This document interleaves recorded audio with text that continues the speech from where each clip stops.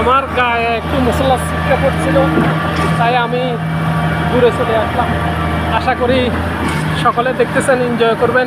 আসলে দুঃখিত আমার এক ভিডিওতে ক্যাপচার হইল না, তো দ্বিতীয় আরেকটা ভিডিও আপনাদের সামনে কয়েক মিনিটের ভিডিওটা, আবার 1 মিনিটের ভিডিওটা তুলে ধরলাম।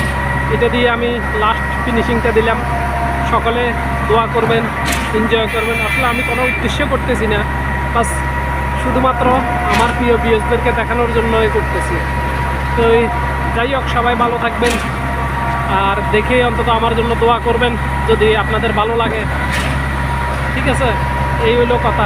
আসলে আমারও এখানে ম্যাডামকে নিয়ে আসছিলাম, তো ওদের নতুন বিল্ডিংয়ে কাজ চলতেছে, তাই সকলকে দেখানোর চেষ্টা করলাম। আসলে আমরা দিতে পারি, ঘর না পারি, কিন্তু যখন চাকরি করি ওদের, তো আপনাদের সকলের কাছে এই জিনিসটা শেয়ার করলাম।